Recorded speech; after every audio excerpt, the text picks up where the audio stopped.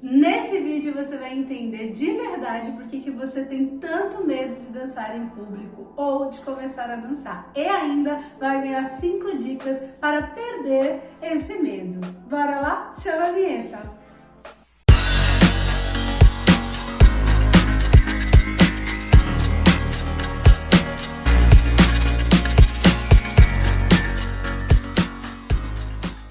Oi, gente linda! Meu nome é Fabi, eu sou professora da Locus Danças e hoje eu tô aqui para te ajudar a perder o medo de começar a dançar ou de dançar em público. Eu sou professora da Locus, mas antes de ser professora, eu sou também farmacêutica de formação e estudante de dança, movimento e terapia. Então eu juntei aí todos esses saberes para te trazer um conteúdo relevante e te explicar de verdade por que a gente tem tanto medo de dançar em público ou de começar a dançar. Sabe quando a gente imagina, nossa, eu queria tanto fazer uma aula de dança, mas já vem logo aquela cena daquele espelho intimidador, a professora lá na frente e todos os coleguinhas te olhando. Ou quando você pensa em dançar na balada, que vem uma garota te chamar pra dançar, ou um garoto que vem chamar você pra dançar, ou mesmo uma baladinha de jovens dançando. Ou então quando você pensa em dançar para uma apresentação de final de ano, que tem aquela plateia enorme e você fica com o coração acelerado, respiração ofegante, mão suando. Então, hoje eu tô aqui para te explicar de verdade como tudo isso acontece. E antes de dar as 5 dicas de como perder o medo, e a gente vai ver que não é medo exatamente, eu quero apresentar para vocês o medo.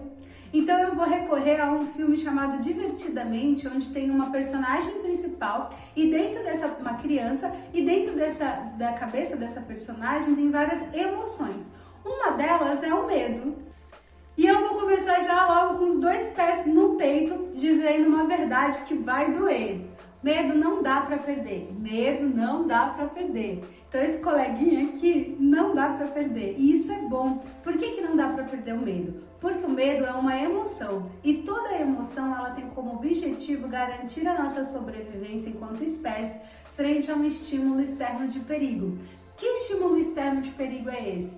Uma cobra, um leão, quando você está na selva ou no safari hoje em dia, ou quando você está lá no trânsito e recebe uma fechada de um caminhão, de uma moto ou de um outro carro. Todas essas situações e outras situações colocam a nossa vida de alguma forma em risco, em perigo. E é aí que este mocinho aqui consegue e deve atuar. Então, tá vendo? O medo, ele é importante pra gente e a gente não deve querer perder este medo. E como isso acontece? O medo, né, a gente personifica ele, mas o medo nada mais é do que uma série de reações químicas e física. Química porque o nosso cérebro, ele estimula regiões do nosso corpo a liberar uma série de substâncias como hormônios, como por exemplo a adrenalina, cortisol ou noradrenalina, que são responsáveis por causar uma resposta, um estímulo físico no nosso corpo. E é por isso que frente a essas situações reais de perigo, a gente tem um aumento da frequência cardíaca, que é o coração bombeando mais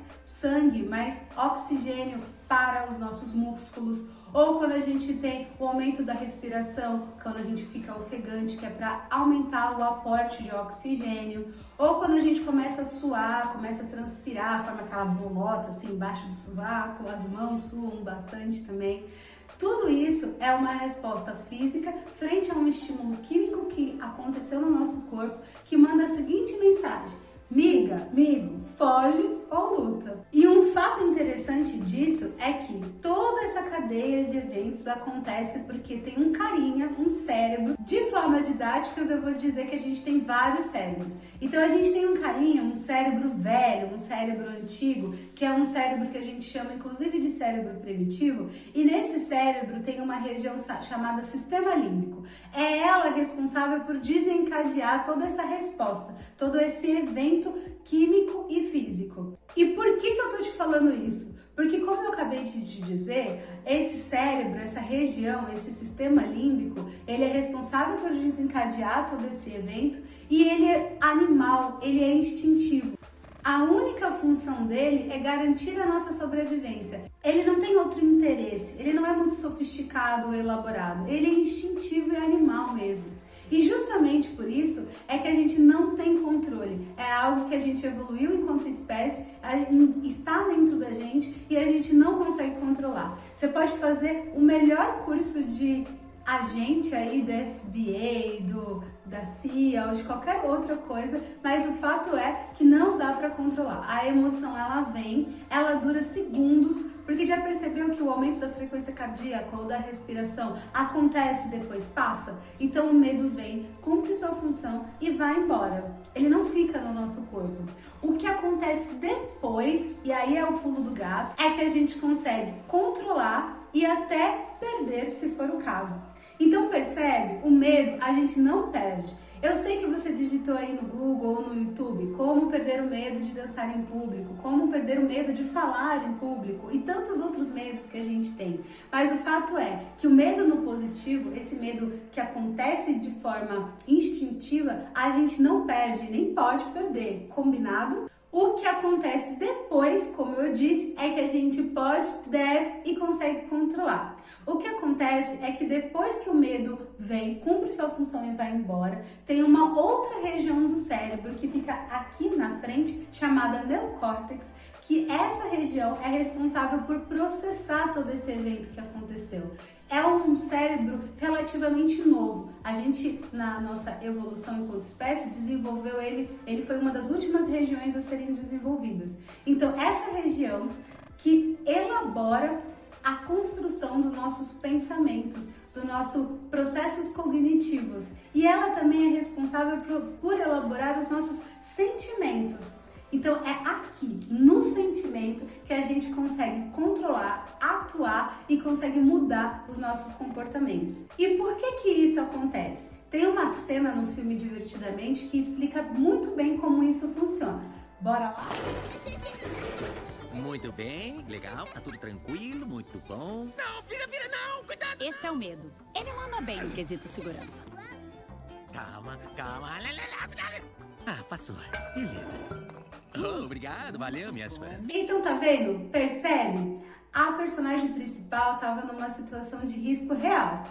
Rapidamente o medo foi lá, apertou botõezinhos e tirou ela dessa situação. E em seguida, toda essa situação foi processada e elaborou uma bola, que é da mesma cor da emoção, no caso um lilás, um roxinho. E essa bolinha, ela vai para o nosso acervo emocional ou o nosso baú emocional. E por que a gente faz isso? Porque o nosso corpo, ele é sábio, então ele guarda essa emoção, ele processa e guarda essa emoção em forma de memória, para que quando a gente estiver frente a uma situação como aquela, ou numa situação parecida com aquela, a gente pode ainda mais rapidamente reagir de forma a tirar a gente dessa situação real de perigo. Então os nossos sentimentos, ele também tem uma função de garantir a nossa sobrevivência. Porque lembra, os sentimentos, eles derivam da emoção. Os sentimentos são as nossas emoções processadas no neocórtex e aqui um ponto muito importante, influenciada por uma construção social. Então, enquanto a emoção é só primitivo e instintivo, o sentimento, ele tem uma influência da construção social. E sentimentos, justamente por ser uma construção social, a gente tem vários, a gente tem uma lista enorme de sentimentos. Depois digita aí no Google sentimentos, lista de sentimentos que você vai ver. E a gente tem vários sentimentos. Agora a gente vai falar da vergonha e da timidez. Mas a gente tem agonia, ameaça, aversão, insegurança. Tudo isso são sentimentos que derivam de algum lugar, de alguma emoção. Assim como a gente tem várias emoções. A gente está falando do medo, mas a gente tem a alegria, a raiva, a tristeza. E agora a gente vai falar especificamente da vergonha ou da timidez. Antes de falar do lado negativo da vergonha, é bom a gente saber que a vergonha ela tem um papel, ela tem uma função muito importante. Lembra que eu falei que os sentimentos ele é influenciado por uma construção social? A vergonha nada mais é do que garantir que a gente vai fazer parte de um grupo, de uma tribo, de um bando. Ela é responsável por fazer a gente se sentir apropriados dentro desses grupos, de maneira que a gente consiga criar vínculos. E esses vínculos, eles são importantes para que a gente consiga se manter em sociedade, cuidarmos uns dos outros, a gente viver de uma maneira interdependente. Porque lembra, lá quando a gente estava nos Homens das Cavernas, a gente precisava se juntar em grupo para conseguir se manter vivo. O lado negativo da vergonha é que a gente percebeu que, ao longo do tempo, a vergonha é um ótimo instrumento de correção. Faz a gente ficar na linha, sabe? Faz a gente não sair aí muito do que socialmente a gente entendeu como certo ou errado. E aí o que acontece é que muito provavelmente eu, você e muitas pessoas na infância ou na adolescência teve figuras de autoridade como pai, mãe, amigos importantes ou outras figuras como, por exemplo, o professor, que fez a gente experimentar uma alta dose de vergonha, né? Que a gente viu que lá no fundo é um medo, mas que socialmente é essa vergonha de não se sentir aceito, essa vergonha de não se sentir parte de um grupo, essa vergonha de se sentir inapropriado, em algum lugar até falta de amor. Então, o que acontece é que em algum momento da nossa trajetória, experiência pessoal, a gente vivenciou uma grande dose em alta intensidade de vergonha. E isso traumatizou a gente. Fez a gente olhar para essas situações ou para situações hoje parecidas com aquelas que a gente viveu, dizendo, não, isso me coloca em perigo, em risco, não quero vivenciar, não quero fazer isso, eu escolho não fazer isso, eu escolho não ir fazer uma aula de dança, eu escolho não experimentar uma situação parecida com a que eu vivi no passado.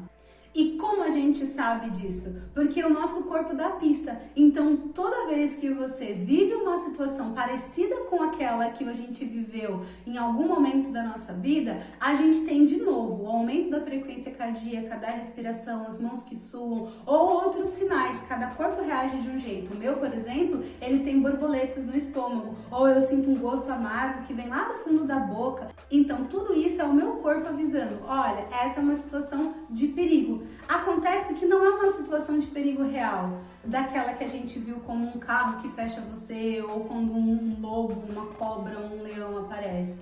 Essa é uma situação de perigo muito mais vinda de uma construção social do que real. E é por isso que a gente consegue controlar e até perder a vergonha. E é aí que a gente vai atuar. Então eu expliquei tudo isso para vocês entenderem que medo não se perde e que o medo, quando ele é processado, ele desenvolve, ele elabora os nossos sentimentos. E é nos nossos sentimentos que a gente consegue e deve atuar. Então agora bora para as nossas 5 dicas.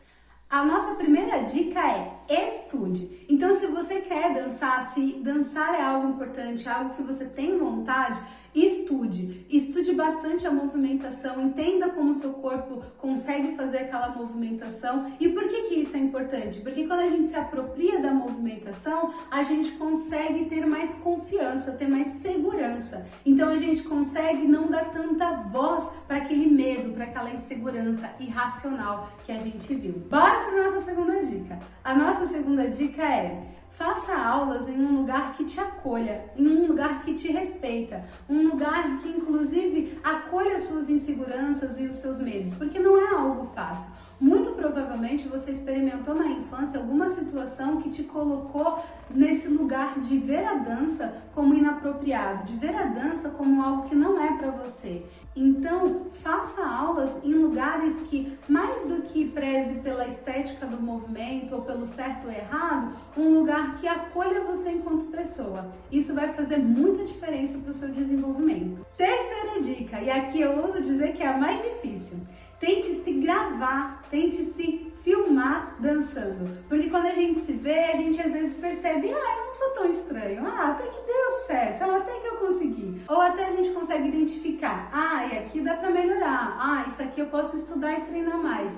Então parece algo complicado e até desafiador, mas tente filmar e se gravar dançando, que isso vai fazer muita diferença para sua confiança também. A nossa quarta dica, e uma dica inclusive muito usada pelos famosos aí, como por exemplo a Anitta, a Beyoncé ou até o Michael Jackson, crie um personagem. Então imagina que não é você, a Fabi, que tá ali dançando, e sim um personagem que você criou. Parece estranho, né? Como assim? Eu vou imitar alguém que não é eu? Sim, é exatamente isso. No começo, porque depois você vai começar a construir a sua identidade dentro daquilo. E aí você vai se distanciando do personagem que você criou até criar uma identidade sua própria, dançando. Então, Então, se os famosos usam, a gente também pode usar, não é mesmo? Tente essa dica e depois me conta o que você achou. E a quinta dica é: se junte com alguém que é sem vergonha. Isso mesmo. Dizem que a gente é a média das 5 pessoas que a gente mais anda, que a gente mais convive. Então aproveita para se juntar com aquela pessoa na turma que é a primeira a demonstrar um passo de dança, ou aquela pessoa que sempre fica ali na fila, na primeira fila, perto do espelho. Se junte dessa pessoa porque ela de alguma forma vai te influenciando e aos poucos você vai criando confiança para você ir se libertando aí dessa vergonha. E a sexta dica, eu sei que essa você não estava esperando, é: se você tem um pouquinho de vontade de dançar, comece hoje, comece agora. E aí a gente tem um vídeo aqui no nosso canal com a Érica, que ela esmiuçou a coreografia Show das Poderosas para você treinar e começar hoje no conforto e na segurança da sua casa, do seu quarto, para você ver que não é um bicho de 7 cabeças e que você pode sim escolher mudar essa realidade de vergonha de dançar em público ou de começar a dançar. Belezinha? Então, esse foi o vídeo de hoje. Espero que vocês tenham gostado. Qualquer dúvida, podem mandar mensagem pra gente. A gente vai ficar super feliz em poder ajudar e responder vocês. E é isso. Por hoje é só. Se você quer ficar mais perto da gente, segue a gente no Locus Danças. E até o próximo vídeo.